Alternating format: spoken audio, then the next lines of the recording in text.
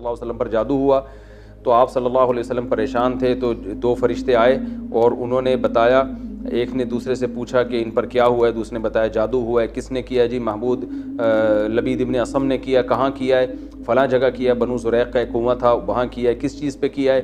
ایک ایک چیز کا سوال ایک فرشتہ پوچھتا، دوسرا جواب دیتا۔ کھجور کی چھال پہ کیا ہے، اور آپ صلی اللہ علیہ وسلم کی کنگھی جس میں بال مبارک تھے ان بالوں کو لے کے کیا ہے، اور اس میں گریں لگائی ہیں، تانت میں جو ہے، جو کھجور کی ایک دھاگا ہوتا ہے، تانت کھجور کے دھاگے سے بنتا ہے وہ، اس میں گروں میں کیا ہے۔ تو پھر آپ صلی اللہ علیہ وسلم گئے اور وہاں پر یہ سب کچھ آپ نے وہ جادو نکالا، اور آپ صلی اللہ علیہ وسلم کو شفا ملی، اور سورہ فلق اور سورہ ناس بھی نازل ہوئی، اور آپ صلی اللہ علیہ وسلم ہمیشہ یہ سورت پڑھا کرتے تھے۔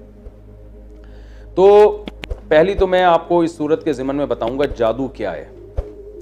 دیکھیں جادو کا آج کل بڑا زور ہے، فلاں جادو ساس نے بہو پہ کر دیا، بہو نے ساس پہ کر دیا، فلاں نے ڈمکانے پہ کر دیا، میرا کاروبار نہیں چل رہا۔ تو یہ بات خوب ذہن میں رکھیں کہ جادو اسباب ضعیفہ میں سے ہے۔ اسباب ضعیفہ کہتے ہیں کہ ان اسباب میں سے ہے جن پر اکثر نتیجہ مرتب نہیں ہوتا۔ ہم دنیا میں جتنے بھی کام کرتے ہیں نا، تو ہر کام کے کوئی نہ کوئی سبب ہوتا ہے، ریزن ہوتی ہے۔ مثال کے طور پر آپ کو پیاس لگ رہی ہے تو آپ کی پیاس بجھے گی نہیں جب تک پانی نہیں پئیں گے، تو جب آپ پانی پئیں گے تو پیاس فوراً بجھ جائے گی، آپ کی لازمی بجھتی ہے، اللہ کی عادت ہے۔ بھوک کے وقت جب آپ کھانا کھائیں گے تو کھانا کھاتے ہی آپ کی بھوک مٹ جائے گی، لازمی مٹے گی، اللہ کی عادت ہے۔ تو یہ وہ اسباب ہیں جن پر نتیجہ لازمی، یعنی جن کا رزلٹ ہم دیکھتے ہیں کہ لازمی ہوتا ہے، اللہ کی عادت ہے۔ یہ کچھ اسباب ایسے ہیں کہ وہ اختیار کیے جائیں تو رزلٹ اکثر نکل آتا ہے، لیکن کبھی کبھار نہیں بھی نکلتا۔ جیسے آپ بیمار ہوں اور آپ علاج کرتے ہیں تو عموماً فائدہ ہو جاتا ہے، لیکن کبھی کبھار فائدہ نہیں بھی ہوتا، دوائیں کھاتے رہتے ہیں کوئی اثر ہی نہیں ہوتا۔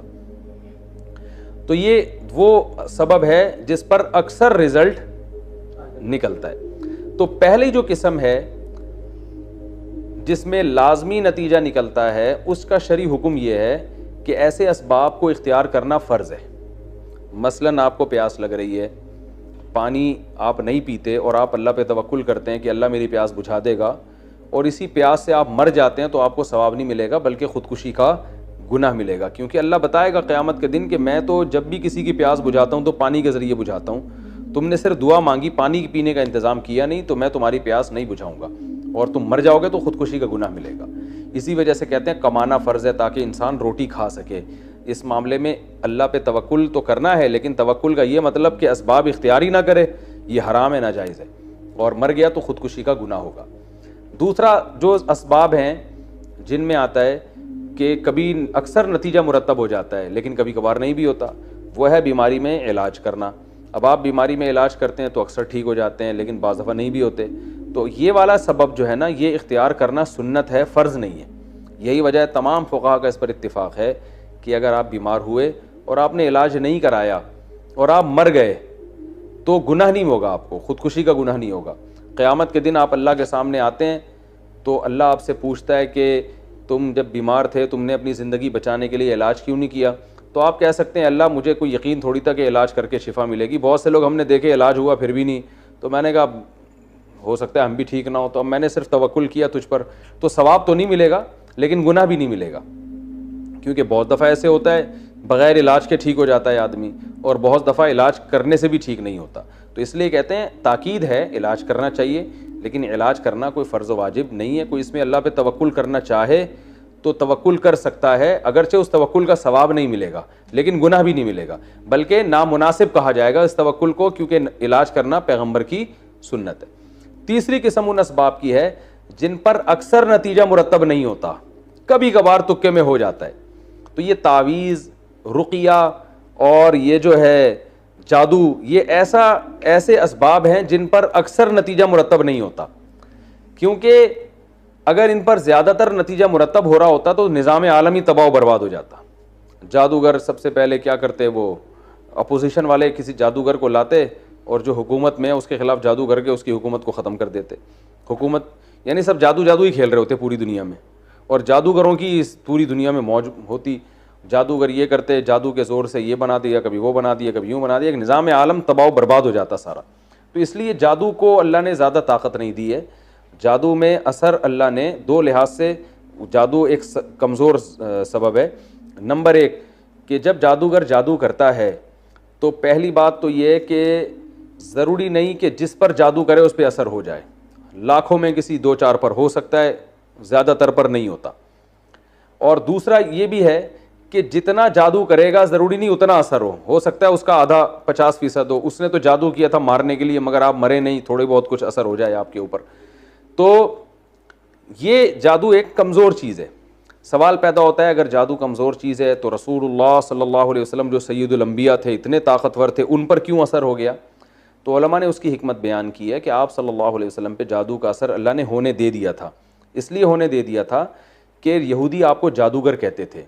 اگر آپ پہ جادو کا اثر نہ ہوتا تو یہودی یہ پروپیگنڈا کرتے کہ دیکھو ہم تو پہلے ہی کہتے تھے یہ جادوگر ہیں, تو ہم نے ان پہ جادو کیا, اتنا طاقتور جادو, ان کو کچھ بھی نہیں ہوا, تو یہ اس کی علامت ہے کہ معاذ اللہ یہ جادو کا توڑ انہوں نے کر لیا ہے. تو اس لیے اللہ نے آپ پر ہونے دیا تاکہ لوگ آپ کو بشر سمجھیں, عام انسانوں کی طرح, اور لوگوں کو یقین ہو جائے کہ آپ جادوگر نہیں ہیں. تو یہ حکمت تھی. ورنہ اگر اس طرح سے یہودیوں کا جادو اثر کرنا شروع کر دیتا تو پھر یہودی نے ایک دفعہ تھوڑی, نبی پر ہمیشہ کوشش کی ہوگی بار بار, لیکن ایک ہی دفعہ اثر ہوا وہ بھی بہت تھوڑا. اور پھر نبی کے علاوہ یہودیوں نے تو کوشش کی ہوگی حضرت ابو بکر پہ کریں, حضرت عمر پہ تو بہت زیادہ کی ہوگی, کیونکہ حضرت عمر کی خلافت سے اسلام کو اتنا فائدہ ہوا کہ یہودیوں کو تو حضرت عمر نے ویسے ہی مدینہ سے باہر نکالا ہے کہ تمہیں تو ایگریمنٹ ختم ہو گیا, تم جاؤ. تو یہودی یہ کہیں چھپ کے بیٹھ کے کر لیتے اور کہتے کہ جب نبی صلی اللہ علیہ وسلم پہ اثر ہو گیا تو حضرت عمر پہ کیوں نہیں ہوگا, لیکن کچھ بھی نہیں ہوا. اور ہمیں کوئی نہیں ملتا کہ حضرت عمر نے کوئی توڑ کی کوشش کی ہو, کیونکہ صحابہ کرام ان چیزوں میں زیادہ نہیں وہ پڑھتے تھے. عبداللہ بن عبدالسلام رضی اللہ تعالیٰ عنہ کے بارے میں آتا ہے کہ وہ جادو کے لیے بچنے کے لیے دعائیں پڑھتے تھے جو نبی نے بتائی ہیں, اور فرماتے تھے کہ یہودی جو ہے, میں وہ کلمات جو نبی نے مجھے سکھائے ہیں اگر میں نہ پڑھتا تو یہودی مجھے جادو کے زور سے گدھا بنا دیتے. یہ صحیح حدیث ہے, اس کا میں ابھی جواب آپ کو دیتا ہوں. لیکن ایک عبداللہ بن سلام رضی اللہ تعالیٰ عنہ کے بارے میں ہے, باقی تو اور کسی کے بارے میں بھی نہیں ہے. تو بہت کم ملتا ہے ہمیں صحابہ میں کہ 2-4 اور بھی ہیں, بعض صحابیات ہیں, لیکن عمومی طور پر ایسا ہوتا نہیں ہے. تو پہلا مسئلہ تو یہ ہے کہ یہ اتنی خطرناک چیز نہیں ہے جتنی لوگوں نے اس کو بنا لی ہے. تو لہٰذا ان جادوگروں سے زیادہ فری ہونے کی ضرورت نہیں ہے, نہ ان کو زیادہ. میں تو ساری دنیا کے جادوگروں سے بولتا ہوں آؤ یار ہمارے خلاف جادو کرو, انشاءاللہ کچھ بھی نہیں ہوگا. ایک جادوگر نے مجھے یہ تانا دیا کہ اس نے حصار کھینچے ہوئے اپنے گرد نا, اور یہ بڑا یہ صبح شام پڑھائیاں کی ہوئی ہیں. میں نے کہا بھائی ہم سے تو سنت تسبیحات پڑھ لیں بڑی بات ہے, جو ہے نا, ہم تو اللہ بس اسی کی توفیق دے دے, ہمیں تو یہ توڑ جادو کے حصار مسار کچھ بھی نہیں آتا. تو ایسا کچھ نہیں, آپ دیکھیں دو ایک دوسرے کتنا حسد کر رہے ہیں. تو اس لیے جادو سے بہت زیادہ ڈرنے کی ضرورت نہیں ہے. البتہ یہ ضرور ہے کہ اس سے قرآن سے اور احادیث سے اتنا پتہ چلتا ہے کہ جادو کی بہرحال ایک حقیقت ہے. اس کو بالکل ہی کالعدم قرار دے دینا کہ جادو کچھ ہوتا ہی نہیں ہے, جیسے بعض مادہ پرست لوگ کہتے ہیں کہ چونکہ سائنسدان اس کو نہیں مانتے تو لہذا یہ ہے ہی نہیں, تو یہ بھی غلط ہے. ہر چیز سائنس کے دسترس میں آنا ضروری نہیں ہے.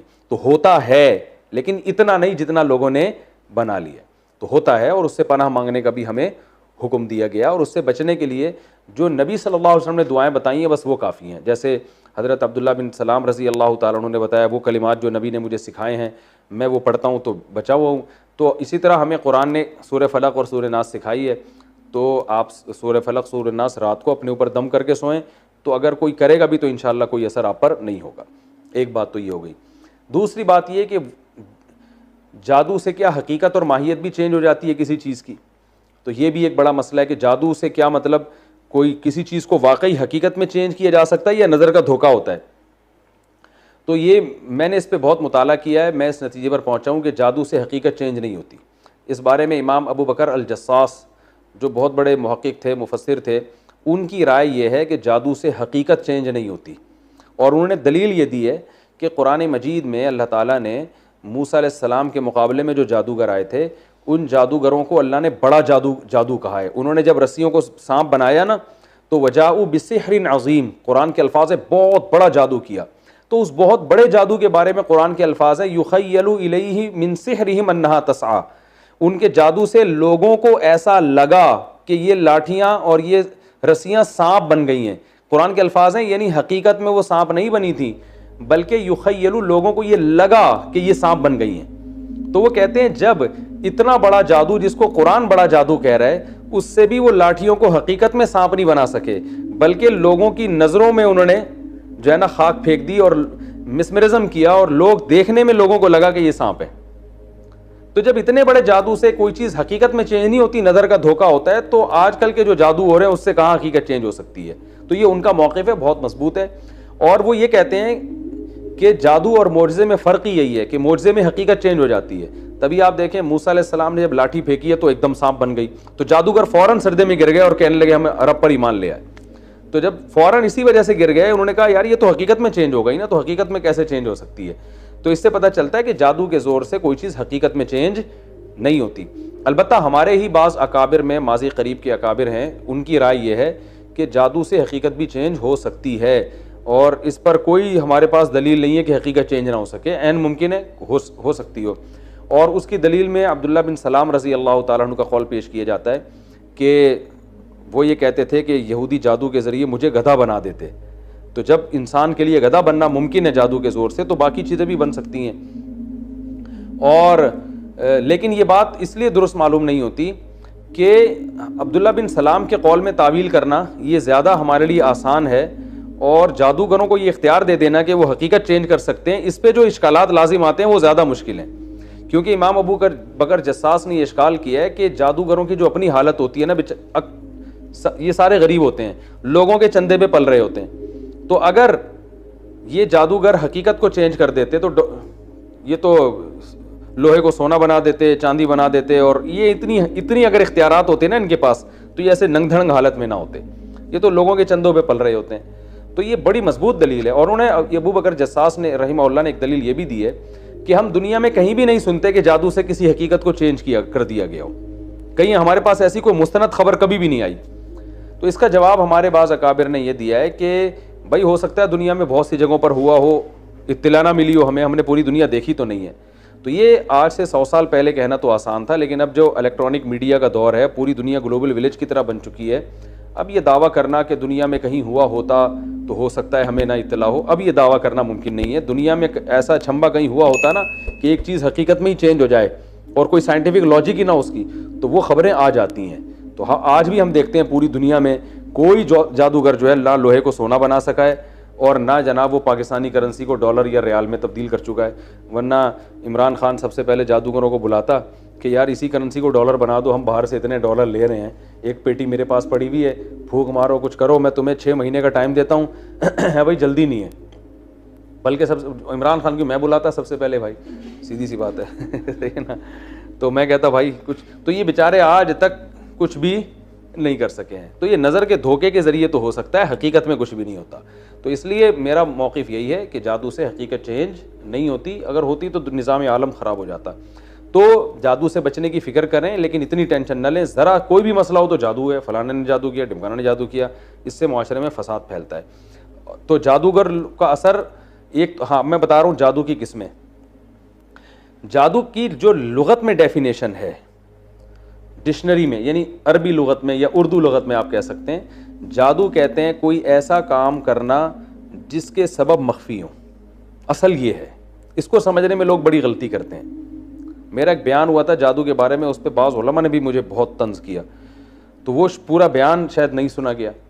جادو کہتے ہیں کوئی کام ہوا مگر اس کا سبب آپ کو معلوم نہیں ہے, تو وہ آپ کے لیے اچھمبا ہوتا ہے. یعنی ہر اچھمبے کا کام کیا کہلاتا ہے؟ جادو. مثال کے طور پر میں نے آپ سے کہا مجھے پیاس لگ رہی ہے, آپ پانی لے کر آئیں. آپ گئے چلتے ہوئے, پانی لے کر آئے, میں نے پانی پیا, مجھے پیاس بجھ گئی. اس کو کوئی بھی جادو نہیں کہے گا, اس لیے کہ پیاس بجھنے کے لیے جو اسباب اختیار کیے وہ مخفی نہیں ہے, وہ ساری دنیا کو پتہ ہے. بھائی ٹانگوں سے چل کے گئے, یوں لائے اور ہم نے پی لیا اور ختم ہو گئی بات. لیکن اگر میں بیٹھا ہوں, میں کہہ رہا ہوں یار مجھے پیاس لگ رہی ہے, آپ پانی لے کر آئیں. آپ نے کیا کیا ہوا تھا کہ اپنی جیب میں آپ کے موبائل ہے, اس میں آپ نے ایک ٹون لگائی ہوئی ہے, کسی خادم کو کہا ہوا ہے کہ جب یہ میں بٹن دباؤں نا تو یہ گھنٹی تمہارے پاس بجے گی, سمجھ جانا کہ استاد جی کو پانی چاہیے, ٹھیک ہے نا. اور یہ والی جب گھنٹی بجے تو سمجھ جانا کہ سموسہ چاہیے, یہ جب بجے تو سمجھ جانا کہ روٹی چاہیے. لیکن یہ بات میں نے کسی کو بتائی نہیں, تمہارے اور میرے درمیان, ٹھیک ہے نا. اور میں نے بھی آپ سے یہ مکمکہ کیا ہوا ہے کہ میں لوگوں کو یہ بتاؤں گا کہ مجھے پانی چاہیے, اور آپ نے یہ بٹن, یہ ٹون ہے, لوگوں کو یہ پوری کہانی کا علم نہیں. اب میں نے آپ سے کہا یار, میں نے ان سے کہا یار مجھے پانی چاہیے. اچانک میں دیکھتا ہوں ایک بندہ دروازہ سے پانی لے کے آتا ہے. باپ صاحب کہیں گے یار اس کو کیسے پتہ چل گیا مفتی صاحب کو پانی چاہیے ہے بھائی. اب دیکھ رہے ہیں یار کسی نے موبائل تو نہیں موبائل بھی کسی نے نہیں کھولا ہے بھائی, کچھ بھی نہیں ہے.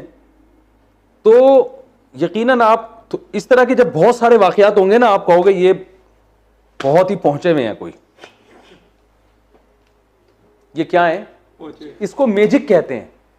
میجک کا کوئی سائنٹیفک سبب ہوتا ہے مگر وہ اتنا مخفی ہوتا ہے کہ وہ ماہرین نے جو ہے نا یہی تو سیکھا ہوتا ہے کہ پبلک کو رزلٹ سامنے آنا چاہیے, اس کا سبب سامنے نہیں آنا چاہیے. اسی پر لوگ کہتے ہیں یار یہ کیسے ہو گیا کیسے ہو گیا. ہم کہتے ہیں بھائی ہمیں اگر بتا دیں کیسے ہو گیا تو پھر جو سیکھا ہے اور جس نے نہیں سیکھا اس میں فرق کیسے پتا چلے گا. تو وہ ایسے مخفی طریقے سے کام کر رہے ہوتے ہیں, ان کی ٹرک ہوتی ہے. اب دیکھیں یہ جو میجک شو آتے ہیں یوٹیوب پہ, درمیان سے ٹانگیں کاٹ کے بندے کو الگ کر دیا,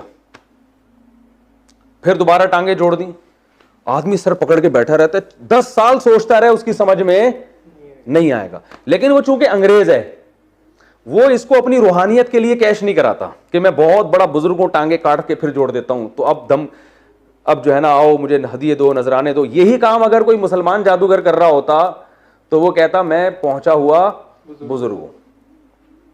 گورا صاف طور پہ کہہ دیتا ہے بھائی ہم نے یہ فن سیکھا ہے, یہ ٹرک ہے جو ہم آپ کو نہیں بتائیں گے, بتانے کے 1 کروڑ روپے لیں گے, ختم ہو گئی بات. لیکن جب وہ ٹرک بتاتے ہیں, اب تو یہ آ بھی گئی ہے ٹرک یوٹیوب پہ. اب لوگوں نے بتائی کیوں, اپنے چینل پہ اس سے پیسہ کمانے کے لیے کہ یار ویسے کسٹمر کو بتا کے اتنے پیسے مل رہے, یوٹیوب پہ کلپ بنا کے ڈال دو, ویسے ہی ویورز اتنے آ جائیں گے, ٹھیک ٹھاک پیسے مل جائیں گے. یہ بہت علمی خاندانی باتیں کر رہا ہوں, ان کی قدر کریں, ورنہ جادو کے نام پہ طبیعت سے الو بنایا گیا. آج کل دیندار لوگ الو بنا رہے ہیں.